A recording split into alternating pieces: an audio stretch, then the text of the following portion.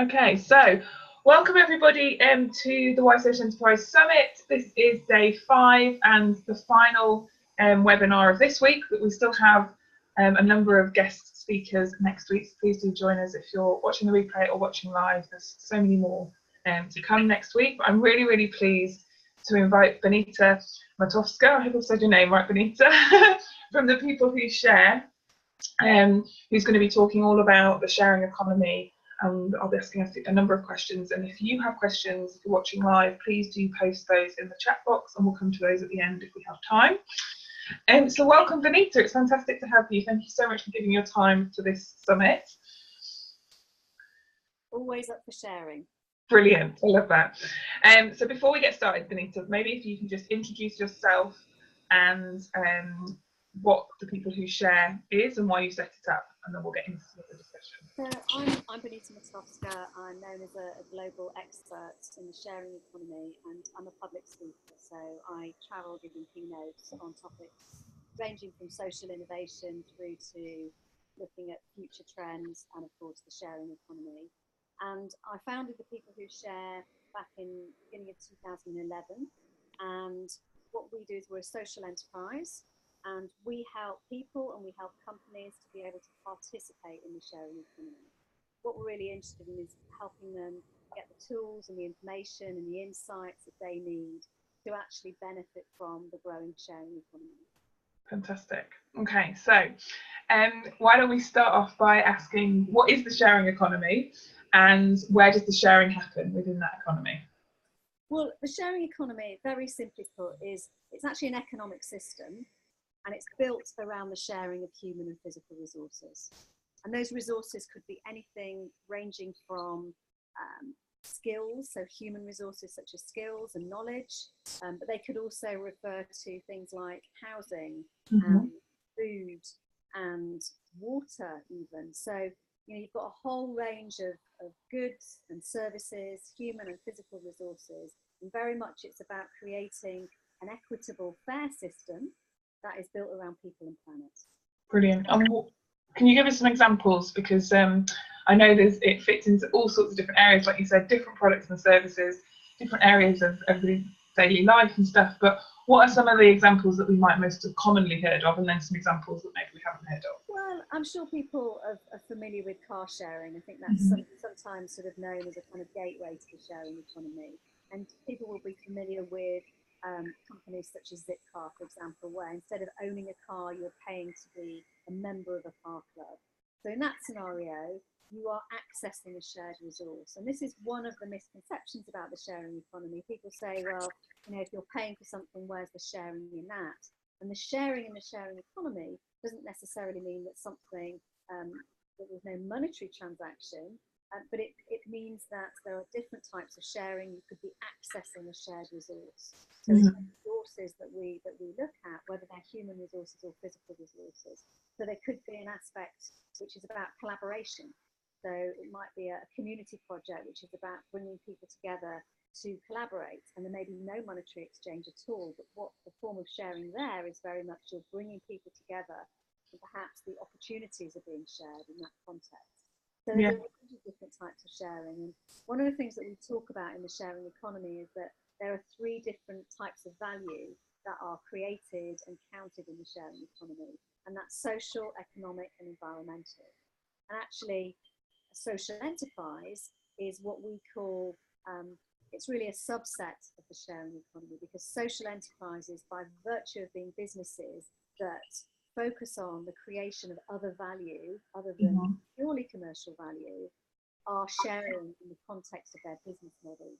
And so all social enterprises are part of the sharing economy by virtue of the fact that they are creating this other value, this social value, this environmental value.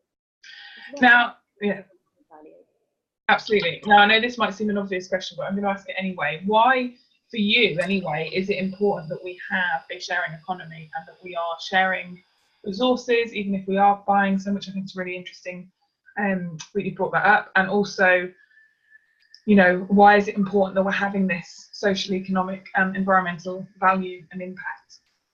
Well, if we look at what's happening in the world currently, and we know that we are living on a planet of finite resources, we have a growing population. By 2050, we would need 12 times the number of resources that we have available. We know that 70% of the global population will live in urban areas, and those urban areas simply cannot cope.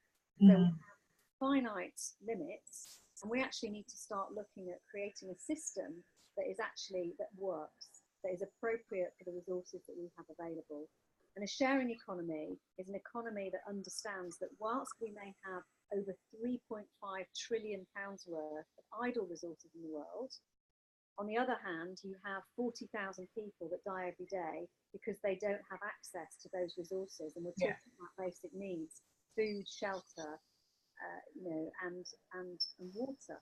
And actually, those resources are lying idle. So in a sharing economy, what we do is we connect that resource with that need, and it's a system that is fair and equitable that actually works. It's circular in nature. So what you're doing is you're connecting those resources that are not being used for various reasons, and you're connecting those resources with those who need access to those resources. It's all about providing access, because cities are great examples where in many ways you could say that cities are incredibly abundant. They're like warehouses where all of the resources that are needed for all of the citizens or the residents or those that are in the city or part of the city exist. They're just not accessible. And so the sharing economy is opening up for access, opening up participation, and enabling people to access those resources and connecting to other people. We've been on this trajectory of living increasingly more and more isolated lives. And in a sharing economy, it's about being able to connect with other people, and by forming those social bonds and by coming together in communities, we're able to be, we're happier, we're healthier. We know there's a correlation between sharing and happiness. The more we share, the happier we become. So you start to see a society that that understands that all of these three kinds of values that I mentioned exist in the world. But the issue with the current economic system, which is very much based around GDP and counting the economic value that's created, whilst actually not taking into consideration social and environmental value. And we have to take those into consideration because they are realities, they are external realities, and ultimately we will simply not be able to feed the number of people on this planet if we continue with the system that we have. So the sharing economy is the system that enables the access to those shared resources and that enables the sharing to happen. Yeah, no, definitely. And you've kind of highlighted some key themes there that we've talked about throughout the week in the summit around like the circular economy. I can see the definite link there with that, but also for me, like that social impact that you can have just through building those even local neighbourhood or community connections, where, for example, one of the examples that I've seen happen in the UK is people sharing equipment, home equipment, so everything from drills to do DIY, so sharing libraries so that they in a community, because lawnmowers and things that you wouldn't necessarily use every single day and don't necessarily have the space in your home to store necessarily if you only use it once in a blue moon, you can kind of bring those resources together. But for me, what's really interesting as well is the environmental impact of that, because actually we need to reduce the production of things that we just don't use very often. We do need to reduce production and we do need to reduce consumption. But I think one of the ways that I look at the sharing economy and its potential impact. So if you consider, for example, a challenge that we currently face, such as food poverty. So food poverty is a problem that should not exist in the UK. Yeah. Because actually we have enough food to feed everybody in the UK. Nobody should be going hungry. If you look at the amount of food that needlessly goes to landfill, perfectly good, healthy, good food, delicious food that goes to landfill for lots of spurious reasons, perhaps because the outer layer of packaging is damaged, or there may be a particular regulation that says it was created in a particular way, but there's nothing wrong with the food. And actually, we have enough people, we have enough food to feed those, to feed everybody that needs to be fed in the UK, for example, and I would argue globally. And so what the sharing economy is doing is saying, look, we have these very pressing challenges, And actually, these pressing challenges can be solved by the fair and equitable sharing of resources. So a very practical example that I'll give you is Fair Share. So Yeah. Fair Share, one of the partners of the People Who Share, fantastic charity and social enterprise. And what they do very simply is they work with manufacturers and food suppliers who have surplus food, again, as I mentioned, for all kinds of reasons. Wrong with the food, it's fantastic food, and that food is then delivered to those who need that food. And last year they delivered something like 38 million meals to people living in food poverty in the UK out of food that would have needlessly gone to landfill. Yeah. What you start to realise is that we have these very, very complex and pressing global challenges. We actually have solutions, and the solution is to ensure and find ways of enabling the sharing to occur. So in the case of Fair Share, that's what they do. That's one single social enterprise charity in the UK that is diverting food from landfill to people living in food poverty. If you start to look at that on a systemic level, and you start to look at ways in which we can be enabling and promoting and opening up access to these resources across all sectors and many organisations, then you start to realise the potential impact of the sharing economy to solve all of our key pressing global problems. But it is a systemic problem. Yeah. Look at the very system that is currently perpetuating something that is completely inefficient. It's not in any way smart. It just simply doesn't work. And it doesn't work for most people. And are there examples of... Oh, I've lost your, sorry, I lost your audio there for a second. Can you hear me now? I can hear you now. I heard you say, are there examples of, and that's it. Are there examples of sharing happening internationally between different countries, and kind of, you know, in what way does that work? Because I can see it happening very locally or across cities or even within a nation. But how does that work transnationally? Well, you know, we do see projects that are happening transnationally. They tend to be, you know, projects that are happening online, that are enabled by technology. But there are all kinds of projects around the world. I've spent the last 3 years working on an upcoming book project called Generation Share. And this is very much about the change makers behind the sharing economy and focusing on the stories of the people and bringing those stories to public attention, because there are so many of these stories around the world. And so, you know, I'll give you one example of a phenomenal social initiative called We Helpen, based in the Netherlands. But ultimately, you know, this platform is growing well beyond the Netherlands. And essentially what it does is it connects people who are able to offer help with people who need help. And they've really been tackling some of the pressing issues of social care. And what they're finding is that they are, through various different partnerships, they're able to, for example, have social outcomes like enable older people to live in their homes longer, because they have people in the community that are connected to them, and they're forming these social bonds. They're getting additional help in their homes, and you know, that's giving somebody basically a second life. And it's also tackling these problems of isolation. So I think what we're seeing is the growth of lots of these solutions that are enabled through technology and able to scale. There's a fantastic example of an initiative that is coming out of Barcelona, and it's called Share Market. And essentially, Gina, the founder, her vision is very much about bringing the sharing economy together in a single place and enabling people to be able to access or find and access all of the shared resources near to them. That's something that's operating across geographies. Wow. So bringing it all together.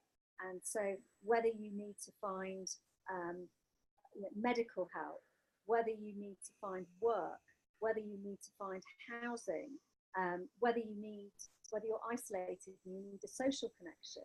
The idea behind Share Market is this is a place where you're able to do that. Every aspect of your life, you can actually live this through the sharing economy by discovering all the different aspects that make up the sharing economy and make it more possible. Yeah, no, definitely. I think that's, yeah, well, they sound fascinating. I would really look forward to. When is your book coming out, The Generation Share? Generation has been published. So Global runs the 15th to the 22nd of June 2019. It's going to be published by Quality Press, and their tagline below is Publishers Who Perfect. So they publish books that are community social, that are about social issues, that are bringing light to change makers in the country in the UK, but around the world. Benita, sorry to interrupt. Can you, I think you've moved something on your laptop so we can't hear you as well. Just your microphone's covered. Is that any better? That's better. Brilliant. What was I going to ask you next? Oh, I was really interested in what you were saying, because a lot of what we talked about, I suppose, at the moment has been about how individuals can access support and services and goods and sharing those things. But I'm wondering, in terms of what's the opportunity for social enterprises or even other corporates and businesses to think about what assets they've got that they can share, or even go out and ask for, being part of that sharing economy. Well, the opportunity is enormous. What I want to say is not just thinking it in the context of physical assets, but it's also about thinking of it in the concept of sharing the mindset and approach. And so, look at it one way, business has clever things, because now that you and I can think together, we have ways of connecting each other, and we can do this using technology.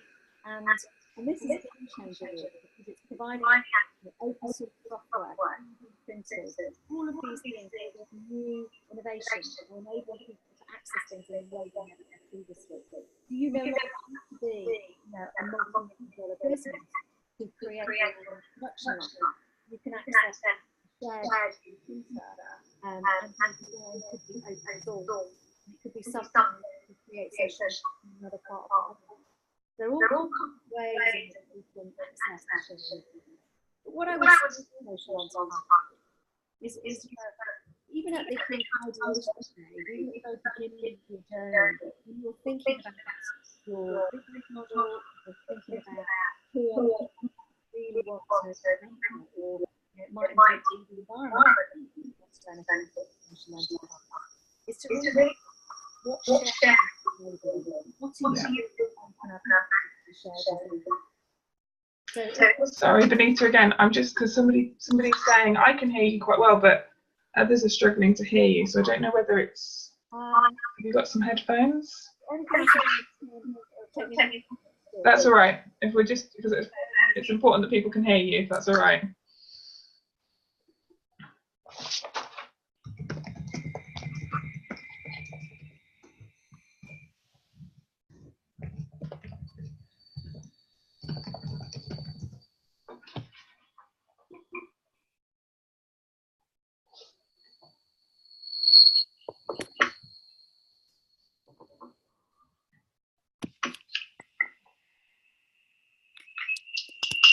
Is that any better?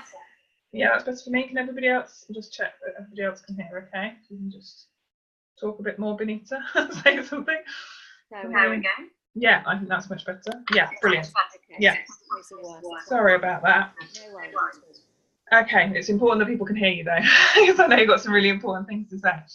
Okay, no, that's really interesting to hear about how organisations and businesses can think about both what they can offer, but also how, what support maybe they can get and receive from other organisations as well. It's also about the ways in which organisations can collaborate with each other. So, I talk about the fact that businesses in the future, rather than this idea of having a competitive advantage, will have a collaborative advantage. The skills that we need in business in the future are all about collaboration and sharing. How well are we able to partner with others? How well are we able to connect with other organisations who may previously be considered to be competitors? Yeah. How can we work together? Is there something specific that you're providing that is in fact complementary to what they're providing? And actually together, you can put together a bigger offer. So it's really it's really turning business on its head in many ways, and saying if we put this sharing component, this collaborative component at the heart of not just what we do, but how we do it, then actually we're going to be able to have much, much bigger impact, much bigger reach, for example. So we start to look at business models like platform cooperatives, where businesses are coming together. So, for example, there is a project at the moment to create a competitor to Uber, but it's owned by the drivers themselves. It's a platform cooperative. But rather than being a single brand or a single company, it's actually made up of a series of connected local platform cooperatives that together are able to provide that offer. So the value is remaining in the local community with those who are delivering the service, but actually it's providing a consistent offer, service, product around the world. So it's able to scale internationally without having to have perhaps the investment of capital and all of the challenges that comes along with that through a shared ownership model and a shared approach. There are lots of different ways in which businesses are able to grow. And I also, always ask this question of, what kind of growth, and, is bigger always better? And actually, we've seen all kinds of issues and problems with these, monopolies, essentially, where the value is retained within a very, very small number of shareholders. And actually, the beneficiaries of those services are certainly, not either the users of the service or those that are delivering the service. So, it's looking at those different models as well and saying, how can we create scalable, sustainable social models that really do impact people and planet, while providing the services they need for their everyday lives. Yeah, and what I really like about those innovative approaches, although cooperatives have been around forever, but is that it's bringing that wealth and keeping that wealth, like you said, in communities. It's not going to, big international corporates or shareholders outside of the local vicinity. That money is staying within the local economy. So the drivers will have an income. They're paying that back into the local economy as well. And so it's kind of that reciprocal. Exactly. And I think just touched on this, cooperatives have been around for a very long time. And this is the point that, again, there are a lot of myths about the sharing economy. And although the term sharing economy, is something that as an umbrella concept, which is an umbrella concept, was born out of the 2008 recession. And, it was really, started to emerge in 2009. So next year will be the 10th birthday of the sharing economy. But a lot of the aspects of the sharing economy have been around for a very long time, like cooperatives, for example. And it's really important to understand that the sharing economy is very broad. It is a broad spectrum. And, it includes things like crowdfunding, but also it includes things like, for example, community agriculture. And, we look at all kinds of different community type of organisations that have been around for a very long time. Bear in mind that to share is to be human. We would not have survived as a human race were it not for the fact that we were able to share and collaborate. We only have to look at times of war and famine, where people are literally coming together in order to survive. And were it not for that collaboration and that sharing, they simply would not be able to survive. Yeah, and I think that's what's really interesting, having spoken to you, is understanding that this is just an alternative, well, not hopefully the future model, or a future model of what the economy and our society can look like, built on those really basic principles of working together as communities, sharing what we have, and being collaborative rather than competitive. Yeah. And I think one of the things really interesting from a business perspective is the fact that the large corporations who've been adopting these sharing economy practices and principles have been shown to double their revenues within the first year, because actually what the sharing economy approach does is it's much more efficient. It's a very smart approach. It's basically saying we don't need to have any slack in the system. We don't need to have these assets that we're not using that are redundant. We don't need to have people in a company feeling isolated and undervalued. Actually, once you have a more connected, more sharing culture within a company, then actually that company is going to be a lot more productive. It's going to be healthier and happier. You're going to have a lower turnover of staff, for example, and the company is going to have a longer life. It's going to be more sustainable. So there are lots and lots of benefits. but it's really about companies being able to understand the benefits and overcoming the fears of, this is something new, it's something that's challenging the status quo, it's doing business in a different way. Though the reality is that those businesses that are not able to adapt and adopt these principles will ultimately be out of business altogether, because we increasingly have, citizens who are savvy, who do have access to technology and do recognise that there are different ways to find their products and services, and actually are recognising that, there are good conscious businesses out there, and we do have choices. We can make positive choices and actually create value for ourselves and our families and our communities. And if you can choose to do that, and of course for the environment, then why wouldn't you? So I think we're going into an era where it's no longer the case that businesses can only focus on creating commercial value. Those are the kind of businesses that will simply fall by the wayside. And a lot of people starting to recognise this. They're very fearful about change. They're not yet sure about how they do that. And one of the things that we do with people who share is we work with businesses to enable them to adapt to this very fast-changing world, and to look at how their businesses can be part of this, really, how they can participate. And that's really what we're interested in. We're saying, any business in any sector can participate. This is absolutely an open door. And in fact, every business can benefit from this, whether they're, a socially oriented business or not. But it's something that is going to be inevitable in the future. It will not continue to be the case that you can only create commercial value. People just will not accept that. Yeah, no, that's another really interesting thing that's come out throughout the conversations we've had this week about the need and the, for businesses to survive, they're going to have to change the way that they operate, because there just isn't any other option. The world is changing significantly. Benita, I know you mentioned earlier about sharing cities. Can you tell us a little bit more about what you mean by that sort of thing, and what's working, what cities are operating a sharing economy? So we've seen, in the last few years, we've seen the growth of this movement around sharing cities. And essentially, sharing cities are, I mentioned, some of the statistics around the numbers of people that are going to be living in urban areas, and how, cities are really faced with some very, very pressing challenges about, resource and pollution and, all kinds of issues around housing and employment and so on. And sharing cities are essentially cities that are putting the sharing of resources at the heart of their policies. They're looking at ways in which communities can be connected. And these initiatives are happening both from a city perspective or a municipality perspective, but these are also about embracing these ground-up initiatives and creating that value for citizens. So, for example, Amsterdam is a self-declared sharing city.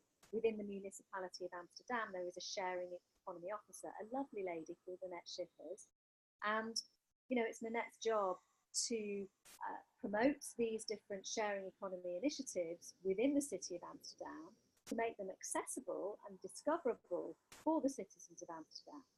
So that means that, whether it's about opening up access to a repair shop where you can take your clothing or your goods or your furniture to be repaired, or indeed you can find out how you can access equipment to repair those goods yourself, or whether that is about giving you access to bike sharing or car sharing, or whether that's about giving you access to clothes swaps or a clothing library. So Amsterdam has the Lena Library, fashion library, which is a fantastic initiative where instead of borrowing books, you borrow clothes. And it's a beautifully created store, and you pay a subscription each month, and you go in and you rent from their beautiful collections of clothes. And when you're done, you take them back and you borrow some other clothes.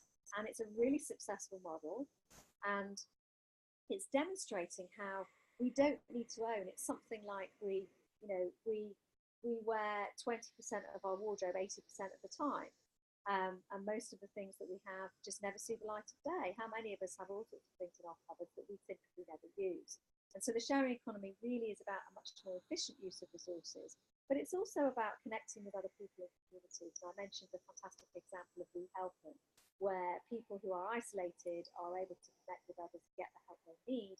But it's very much, it's not like some kind of, sort of paternalistic, benevolent approach. The idea is that we all need help at some point in our lives. And it's very much a kind of equal playing field. So, whether you're the one that's offering the help or receiving the help, you're both getting help, because people come to this platform for different reasons. So, one of the people that we interviewed for Generation Share, essentially, she was feeling very isolated, and her kids had grown up, and she was on her own, and she wanted to be part of a community. And now she visits an elderly lady in her home, and they have a phenomenal friendship and relationship, and they're both there's a kind of win-win in that scenario. And of course, the daughter of the elderly lady who's being visited, she was struggling. She has a child with special needs. She doesn't live close to her mother, and she was really struggling, with care cover for her mother. Her mum really wants to stay in her own home for as long as possible. And now with this additional support, she's able to do that. So everybody in that mix is benefiting. And ultimately, the care system itself benefits, because if people are able to stay in their homes longer, then of course that also has a benefit to the very kind of care system itself. So it is very much about creating this win-win.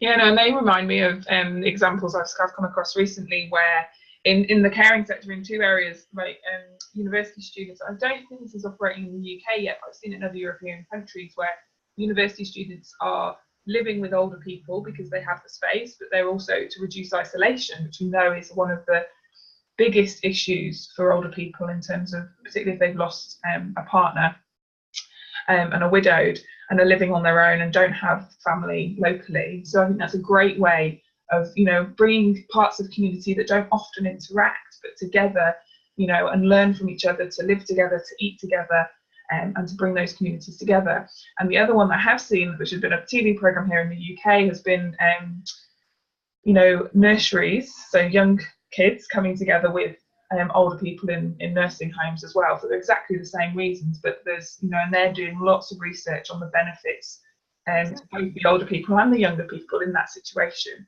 because there's so much knowledge and expertise and different ways to be creative and interact and communication, that young people are able to kind of stimulate even people with very serious dementia who haven't spoken for so long and stuff. And I think that's really exciting as well.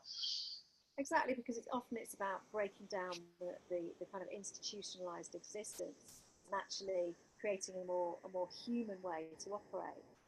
There's a fantastic initiative in the UK called Beam, and essentially what they do is they crowdfund for homeless people. They crowdfund for training and employment for homeless people, and so it's giving people who have had all kinds of challenges in their lives and who have been rough sleeping or living in very precarious situations, and actually now for the first time they're actually able to get training and have a career and have a future. And that is being crowdfunded through an approach that is about a number of people coming together, making those micro donations on a regular basis to provide support for that vulnerable person. So again, it's a new kind of financial mechanism that is a form of sharing. Crowdfunding is democratizing finance, and it's a form of accessing finance where people are coming together to support a concept, an idea, in this case a person, and literally give them a future. Yeah. So there are all kinds of things that can be achieved through using these new approaches. And and I would say it's not all about technology. I mean, technology has certainly enabled a lot of these ideas to scale, but we do see phenomenal community projects.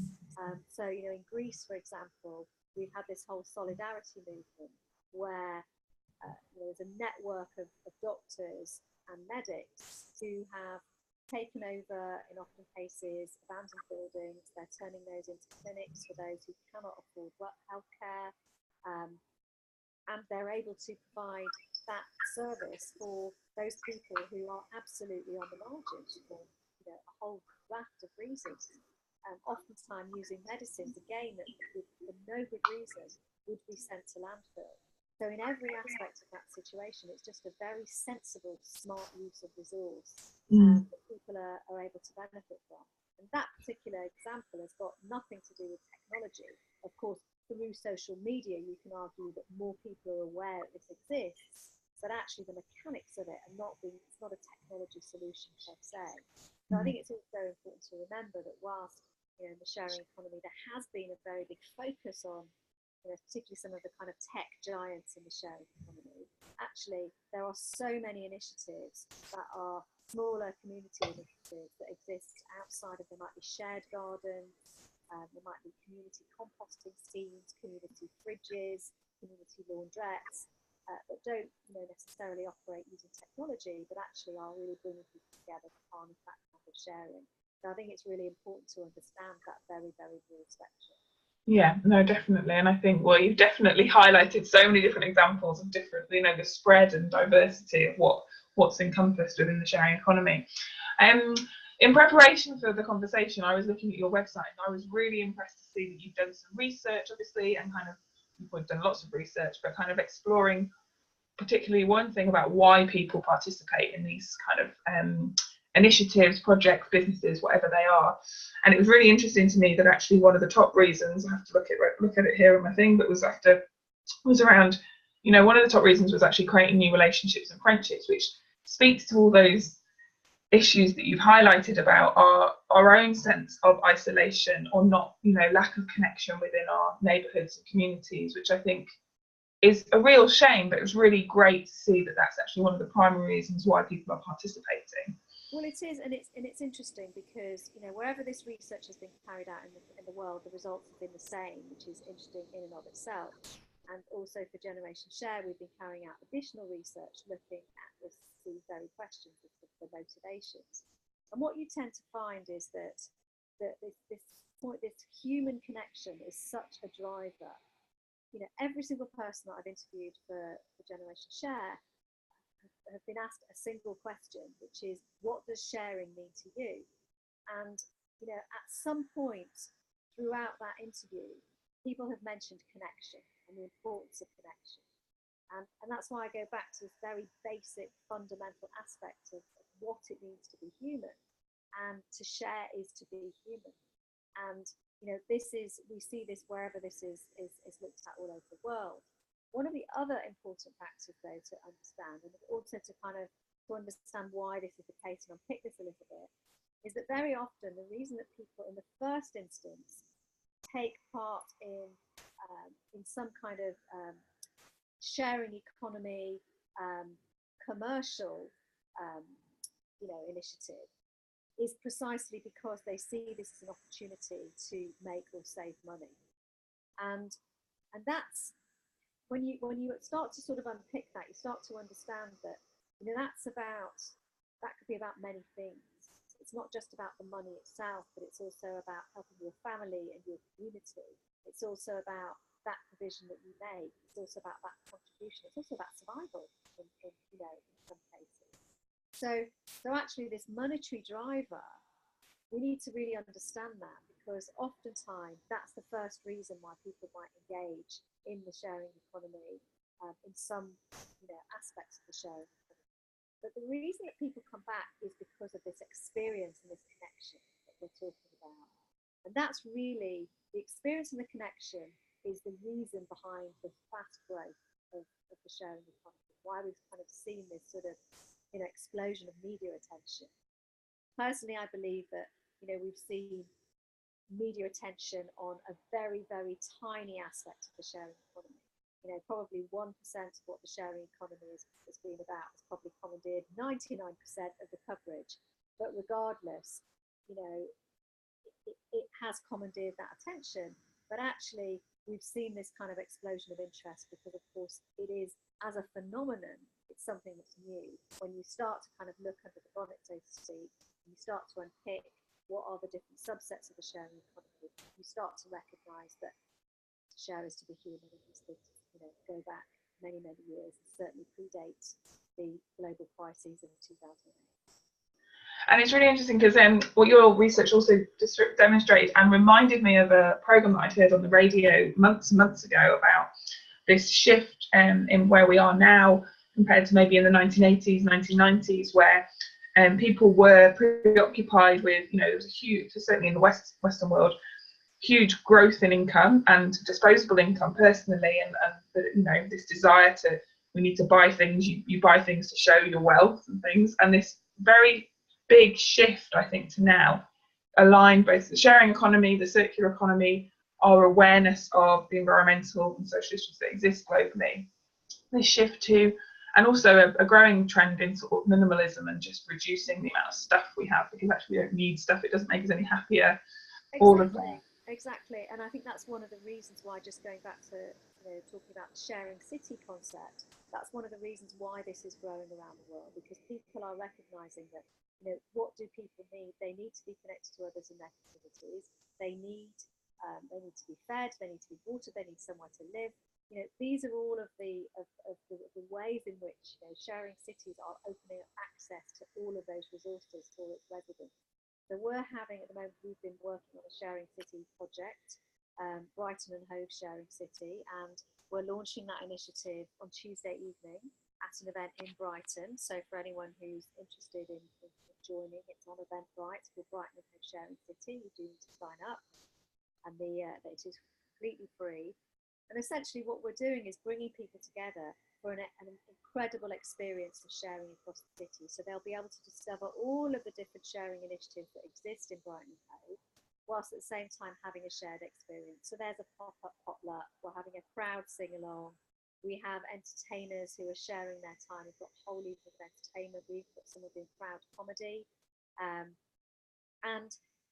we have some really, really interesting talks. We've got Tom Llewellyn, who is visiting from Shareable. He's the Strategic Partnerships Director of Shareable in the US, who has been working on a book, he's co-written a book on sharing cities, and is bringing some incredible examples from around the world of sharing cities and the benefits of sharing cities, where you've got everything from, people participating in, participatory budgeting, where citizens are literally getting involved in how money is spent in cities, determining, what happens to these public resources.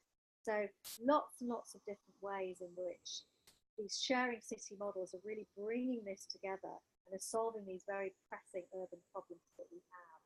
And there's no wonder that it's growing, because as soon as cities start adopting these principles, I mentioned Amsterdam, and one of the things that Nanette Schippers talks about when I met her is the fact that actually, out of all of the initiatives that the city has done, in fact, this has cost the city the least amount of money, because what you're doing is you're making best use of what's already there, and you're promoting what's already there. But the other thing that happens is, as soon as you are a sharing city and you declare yourself as such, all of these different projects and initiatives start to identify, and it grows quite organically once you have this kind of wrapper, essentially, where people understand, okay, this is, it's people literally coming out of the woodwork. I mean, it's quite extraordinary that people start to identify and say, well, I've got a sharing project, and again, it's win-win for everybody. So, both the social entrepreneurs that are driving lots of these initiatives, and of course the citizens themselves.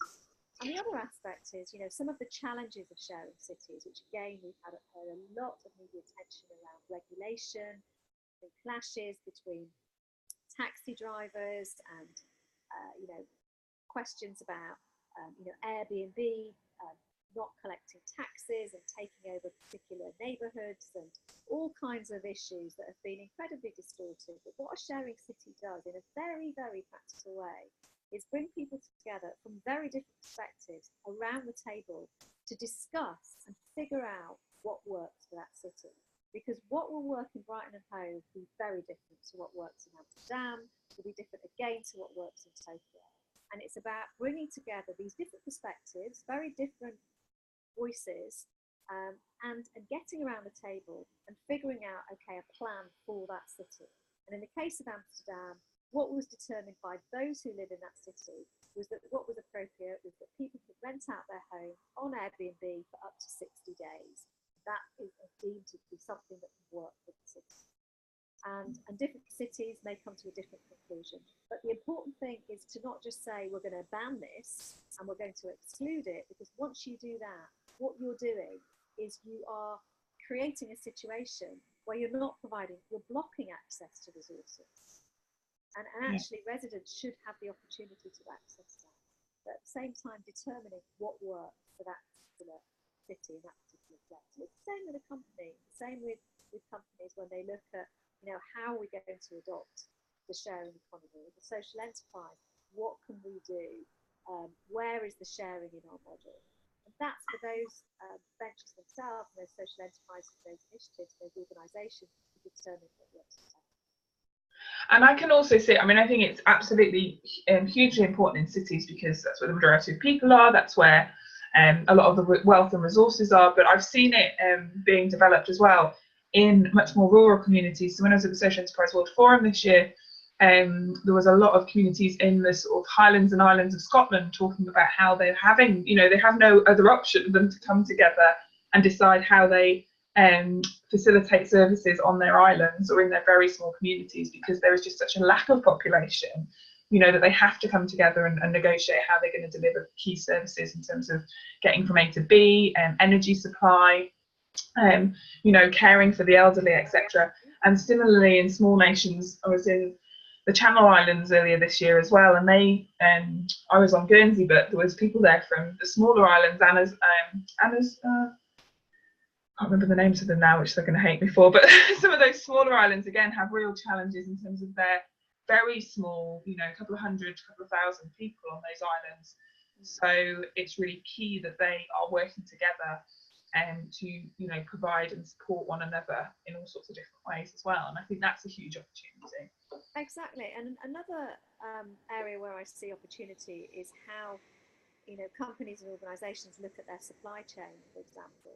So here in Brighton, we have a phenomenal social enterprise called Hisby, a supermarket. Hisby stands for How It Should Be. And essentially what they've done is they have created a fair system where they've looked right through that supply chain to make sure that everybody is being fairly paid, that products and services are able to be brought into that supermarket, and actually people are being fairly paid for those products.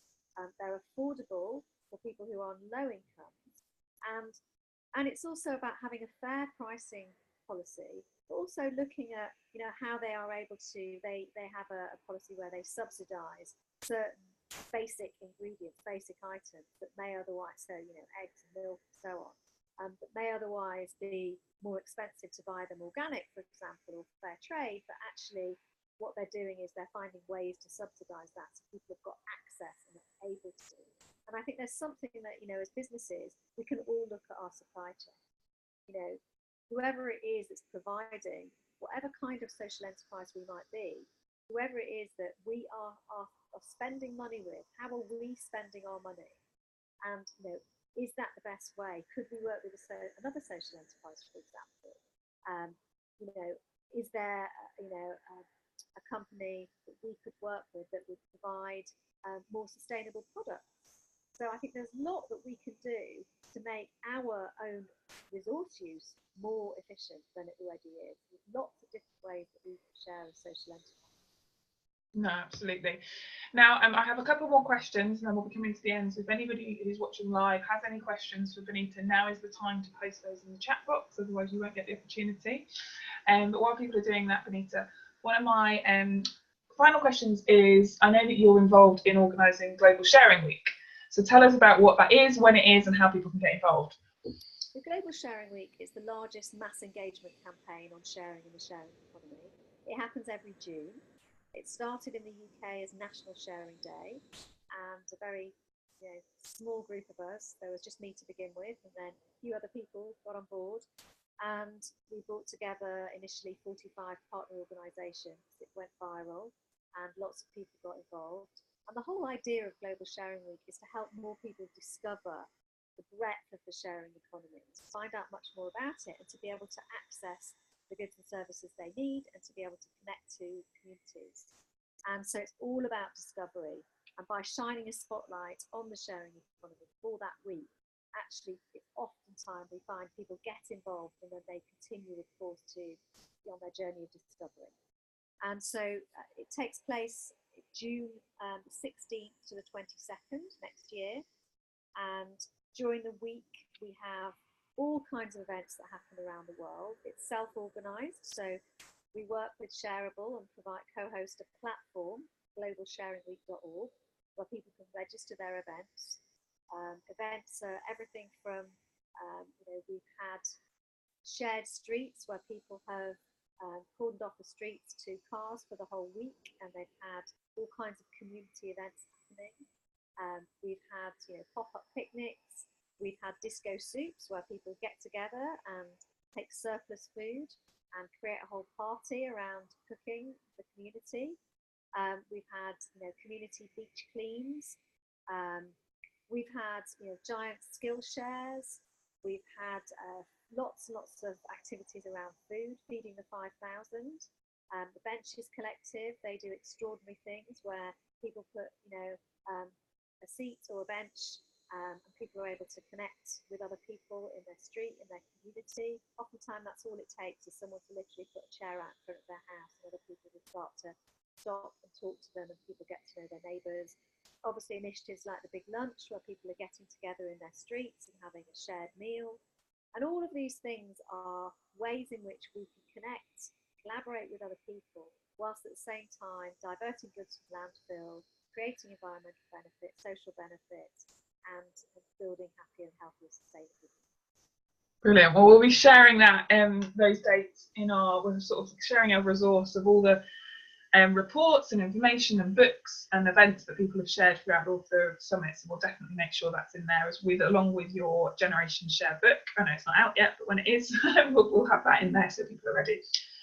There is a question from Kimberly. So I've loved hearing about the sharing economy. If you were to summarise in one sentence what the sharing economy is, what would that be? The sharing economy is a system built around the sharing of human and physical resources. Brilliant. Really, really good. So my final question then, Benita, which I'm asking most of my guests on the summit, is what are you hopeful for of the future, both of the social enterprise sector, but particularly in your case, the sharing economy? Well, I think particularly with respect to the sharing economy, but not just the sharing economy, what I see happening in the future is that a lot of these models that we've seen that have been applied in the commercial sector, and we've seen all kinds of innovations in technology that have been applied for commercial benefit, purely commercial benefit, I believe are going to be applied in the context of an environmental and a social benefit. So I think we're going to see a lot more social value created. So where, for example, there might have been particular kinds of technology that has worked to sell more goods, I think we'll actually see those being applied in the context of healthcare, for example. We're already seeing some great examples where people are tackling all kinds of issues like heart disease and sight-related issues and dementia. We're seeing all kinds of applications. And I think that's really what's up next, is a lot of these innovations that we've seen, we're going to see them being applied to create social and environmental benefits. And I'm really excited about that. No, definitely. Me too. Thank you so much, Benita. It's been fantastic talking to you. This past hour has just flown by. But yeah, it's been really, really great. And I really wish you all the best with your book when it comes out next year. And next year's Global Sharing Week, we'll definitely be talking about it, promoting it, and hopefully getting involved in an event near us or you, for those of you that are watching. So hope to speak to you again soon, Benita, and have a fantastic weekend. Thanks so much. Thanks for sharing, and thanks for having me. No, you're welcome. Bye-bye. Thanks, everybody, for watching.